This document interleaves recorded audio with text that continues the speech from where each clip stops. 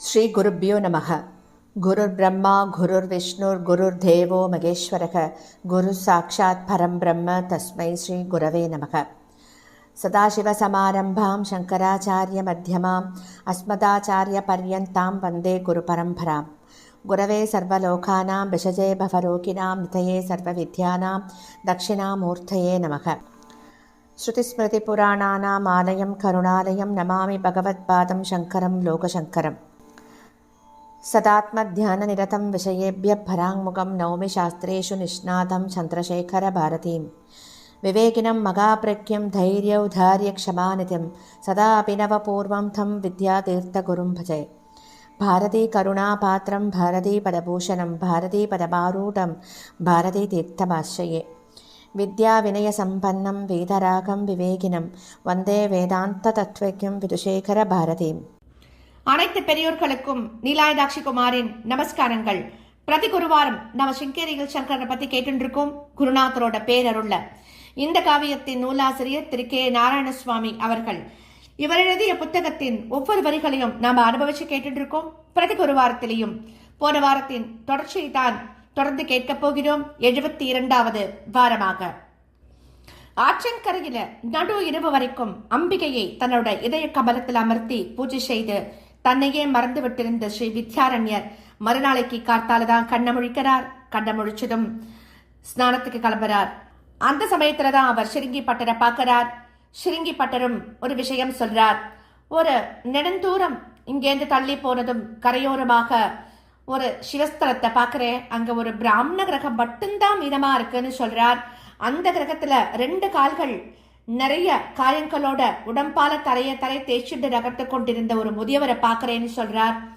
அவருடைய அக்னிஹோத்திர சாலையும் சின்ன பின்னமாக்கப்பட்டிருப்பதை பத்தி கண்ணீர் வடிச்சுட்டு சொல்றார். அதுதான் நம்ம கேட்டு இருக்கோம். ஸ்நானம் எல்லாம் ஆன பிறகு சிறுங்கி பட்டரையும் ஆயிஷண்டு ஸ்ரீ வித்யாரண்யர் அந்த பிராமணரோட கிரகத்துக்கு வரார். அந்த பிராமணர் யாரோ எதிகள் போல இருக்கே மகாதேவா, நான் என்ன செய்வேன், எப்படி அவரை உள்ள அழைப்பேன்னு, எப்படி அவருக்கு அதிதி சத்காரம்லாம் பண்ணுவேன்னு புலம்ப ஆரம்பிக்கிறார். குப்பை கூலங்களை எல்லாம் தாண்டிண்டோ அவரை அணுகி ஸ்ரீ வித்யாரண்யர் அவருக்கு பக்கத்துல உட்கார்ந்துக்கிறார். அவர் சொல்றார், தீட்சிதரே, உங்களை எனக்கு நன்னா தெரியும். நான் சிங்கேரி வித்யா தீர்த்தருடைய சிஷ்யன். காசி பதரிகாசிரமம் வரை போயிட்டு திரும்பி சென்று உங்க குடும்பத்தினர்கள்லாம் என்ன ஆனார்கள், நீங்க ஏன் இப்படி தனியாக விடப்பட்டிருக்கேள் அப்படின்லாம் அன்போட கேட்கிறார். அதற்கு அந்த அவரும் அந்த பிராமணரும் பதில் சொல்றார், காயத்ரி ஜபத்தை விட்ட பிராமணன் பிரஷ்டனாகி விடுகிறான்.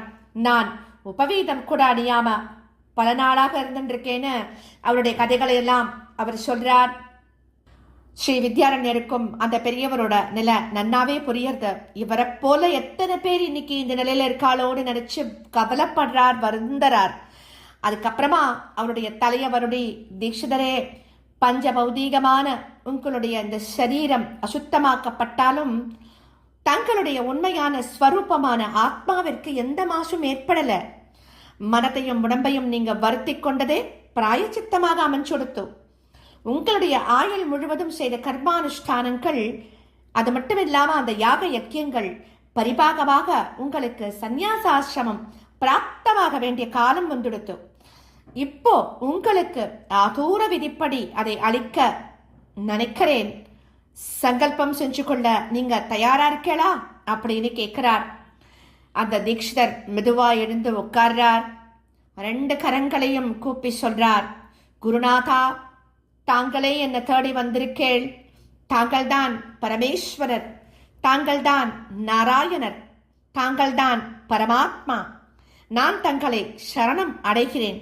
எனக்கு ஆத்ம ஞானத்தை அளித்து கடைத்தேறச் செய்யுங்கள் அப்படின்னு அந்த தீனமான குரல்ல பிரார்த்தனை பண்ணிக்கிறார். சாஸ்திரத்தை நன்று கற்றவர் இல்லையா, அதனால முறைப்படி மனப்பூர்வமாக சரணாகதி பண்றார். ஆதூரஸ்ய து சந்நியாசே நவிதி நைவ சக்ரியாக பிரேஷமாத்திரம் சமுச்சாய சந்நியாசம் தத்ர பூரயேத் அப்படின்னு சொல்லப்பட்டிருப்பதை பிரமாணமாக கொண்டு ஸ்ரீ வித்யாரண்யர் அந்த பெரியவருக்கு ஆதூர சந்நியாசத்தை கொடுக்கிறார். சிறுங்கியின் உதவியோடு அவரை கிராமத்தின் நடுவில் இருந்த சிறு தடாகக்கரைக்கு எடுத்துச் சென்று இடுப்பு வரை நீரில் அமிழ்ந்திருக்கும்படி அவரை உட்கார பண்றார். அவருக்கு ஸ்நானமும் செய்விக்கிறார். பிறகு சுருக்கமாக சங்கல்பம், புத்திரர், தனம், பரலோக இச்சைகளின் தியாகம், சர்வ ஜீவராசிகளுக்கும் அபயப்பிரதானம், இவை எல்லாவற்றையும் பிரேஷோச்சாரணங்களின் மூலம் செய்ய வைக்கிறார். அபயம் சர்வபூதேயோ மத்த ஸ்வாஹா அப்படின்னு உரத்த குரல்ல சொல்லிட்டு கைகளில் ஏந்தி இருந்த நீரை அர்க்கியமாக விட்டவுடன் அவருக்கு களைப்பு ஏற்பட்டுடுத்து தலை சாயத் தொடங்கிறது. அவர் அருகே அமர்ந்து அவருடைய உடலை தன் மேல தாங்கிட்டு அஷ்டாட்சரி மந்திரத்தை 4 மகா வாக்கியங்களையும் அவருடைய வலது காதுக்குள்ள ஓதரார் ஸ்ரீ வித்யாரண்யர். தீட்சிதருக்கு பிரக்ஞை இருந்ததால அவற்றின் உட்பொருளை மரத்திற்குள் வாங்கி கொண்டத தன் கண்களின் மூலம் அவர் வெளிப்படுத்துகிறார். அடுத்த சில வினாடிகள்ல தேகத்தை விட்டு பிரம்மீபூதராக ஆகிவிட்டார் அந்த மகா புருஷன். அதற்கு பின்னாடி அங்கிருந்து புறப்பட்டு விட்டார் ஸ்ரீ வித்யாரண்யர். அவர் போய் சேர வேண்டியது துங்கபத்ரா தீரத்துல விரூபாட்சருடைய சன்னதி இல்லையா, அதனால அதை நோக்கி விரைந்து கிளம்புறார். ஆனால் அவர் உள்ளத்துல அந்த பிரம்மி பூதராகிவிட்டிருந்த பிராமணரோட நினைவுதான் நிறைஞ்சு இருக்கு அவருக்கு. ஸ்ரீ வித்யாரண்யர் எழுதிய பல கிரந்தங்கள்ல பஞ்சதசி அப்படிங்கிறது ரொம்பவும் முக்கியமானது, பிரசித்தமானதும் கூட.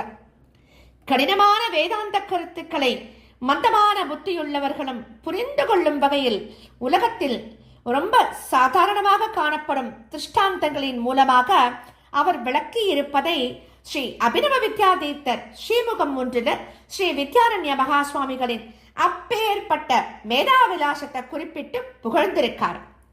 பஞ்சதசி அப்படிங்கிற கிரந்தத்துல உள்ள திருப்தி தீபம் அப்படிங்கிற அத்தியாயத்துல ஒரு ஸ்லோகத்துல ஜீவன் தன்னுடைய நிஜமான பரமாத்ம ஸ்வரூபத்தை தெரிந்து கொள்ளாம தன்னை ஸ்தூல சூக்ஷ்ம காரண சரீராதிகளுடனேயே சம்பந்தப்படுத்தி பார்த்து கொண்டிருக்கும் வரை உடலிலும் உள்ளத்திலும் பலவிதமாக துக்கங்களை அனுபவிச்சு கொண்டு இருப்பான் அப்படின்னும், எப்போது குருவின் அருளால் ஞானம் ஏற்பட்டு அந்த சரீரங்களிலிருந்து தன்னை பிரித்து தெரிந்து கொள்ளுகிறானோ அப்போது துக்க நிவர்த்தியை அடைகிறான் அப்படின்னும், அப்படிப்பட்ட சரீராதி சம்பந்த நினைவு தனக்கு மீண்டும் ஏற்படாதபடி ஜாக்கிரதையாக இருக்க தொடங்குவான் அப்படின்னு ஒரு கருத்து சொல்லப்பட்டிருக்கு.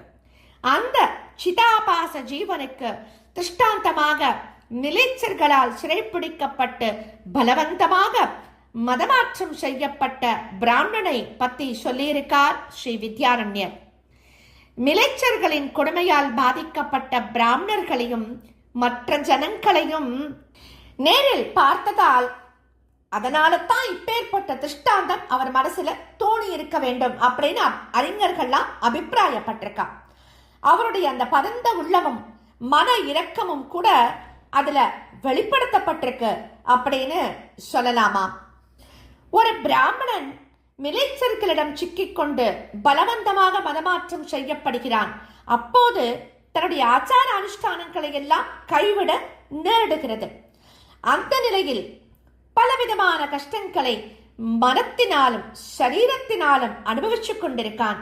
பிறகு எப்படியோ அவள் தேர்ந்து தப்பிச் சென்று விட்டால் தான் ஆச்சார பிருஷ்டனாக இருக்க நேர்ந்ததை நினைத்து வருந்தி வருந்தி பல பிராயச்சித்தங்களை சென்று கொண்டு வந்து சுத்தமடைந்து முன்போல தூய்மையான வாழ்க்கையை தொடங்கி விடுவான். அதே சமயம் மறுபடியும் மிலேச்சர்களிடம் அகப்பட்டு கொண்டு விடாதபடி ரொம்பவும் ஜாக்கிரதையாக இருப்பான் அப்படிங்கிறது தாத்பரியம். சரீராதி பிராந்திகளில் சிக்கிக்கொண்டு கஷ்டப்படும் மும்மூக்ஷுவான ஜீவனுக்கு அந்த பிராமணனை திருஷ்டாந்தமாக காட்டுவதன் மூலம் ஸ்ரீ வித்யாரண்யர் வேறோர் உயர்ந்த கருத்தையும் சொல்றார். அறியாமையாலோ கஷ்டத்தாலோ ஏதோ ஒரு கட்டாயத்தாலோ ஆச்சாரத்தை அனுஷ்டிக்காமல் இருந்து விட்டவர்கள் மனம் வருந்தி திருந்தி மனப்பூர்வமான தாபத்தோட வந்து சரணமடைந்தால் அப்போது அவர்கள் அன்புடன் ஏற்றுக்கொள்ளப்பட வேண்டும் அப்படிங்கிற தன்னுடைய அந்த பரந்த மனோபாவத்தையும் அதனால வெளிப்படுத்தி இருக்கார் அப்படின்னே சொல்லலாம். அதே மாதிரியான கருணை உள்ளம் அவரை அடுத்து வந்த ஆச்சாரியர்களிடம் காணப்பட்டதுல என்ன ஆச்சரியம் இருக்கு இல்லையா? இதுக்கு மேல நம்ம என்ன கேட்க போறோம் தெரியுமா? புதிய விஜயநகர ஸ்தாபனத்தை பத்தி நம்ம கேட்க போறோம். ஸ்ரீ வித்யாரண்யரின் கடைக்கண் பார்வைகள் அப்படிங்கிற அமிர்த கிரணங்கள் தயையை எப்படி வர்ஷிக்கின்றன அப்படின்னும் வர்ணிக்கும் இது போன்ற ஸ்லோகங்களை அவருடைய ஆசைக்கு பாத்திரர்களாக ஆகி பெரும் இந்து சாம்ராஜ்யத்தை நிறுவிய அரசர்கள் ஆங்காங்கு தாங்கள் எழுப்பிய பெரும் தேவாலயங்களிலும் சத்திரங்களிலும் கற்சாசனங்களிலும் பொறித்து வைத்து தங்களுடைய நன்றியை காட்டினார்களா? இந்த வழக்கத்தை முதலில் தொடங்கியவர்கள் அரிஹரன், புக்கன் அப்படிங்கிற பெயர்களை கொண்ட 2 யுவர்கள். அவர்களால் தான் விஜயநகரம் அப்படிங்கிற புகழ்பெற்ற ராஜதானி ஸ்தாபிக்கப்படுறது. துங்கபத்ரா நதியிலிருந்து தெற்கே குமரிமுனை வரை ஒரு தர்ம சாம்ராஜ்யமும் விஸ்தரிக்கப்படுறது. அவர்களுடைய விசுவாசத்தாலும் பக்தியாலும் ஸ்ரீ சாரதா பீடமும் ஒரு சமஸ்தானமாக உருவெடுக்கிறது. அவர்கள் மூலமாகத்தான் ஸ்ரீ வித்யாரண்யர் தம்முடைய குருநாதர் ஸ்ரீ வித்யா தேவரிட்ட கட்டளையை நிறைவேற்றினார் அப்படின்னும் வேறு ஒரு கோணத்திலிருந்து பார்க்கும் போது நமக்கு தெரியறது.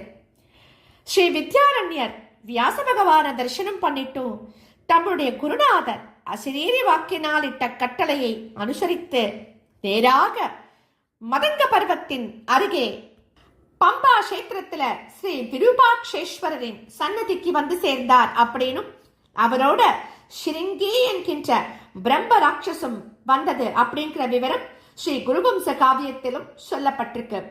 துங்கபத்ரா தீரத்தில் இருந்த அந்த சிவக்ஷேத்திரத்தை பற்றிய ஒரு அழகிய வர்ணனையும் அந்த காவியத்துல சொல்லப்பட்டிருக்கு. ஸ்ரீ விருபாட்சேஸ்வரரை தரிசனம் செய்த போது ஆஹா, பாவனம் உள்ளதாக அல்லவா இருக்கிறது இந்த ஸ்தலம் அப்படின்னு அதிசயித்து ஈஸ்வரனை வணங்குகிறார் ஸ்ரீ வித்யாரண்யர். யாகங்களை செய்யும் முனீஸ்வரர்களும் வேதங்களை ஓதும் பிராமணோத்தவர்களும் அங்கே வந்து கொண்டிருப்பதை பார்த்து மகிழ்ந்து போறார்.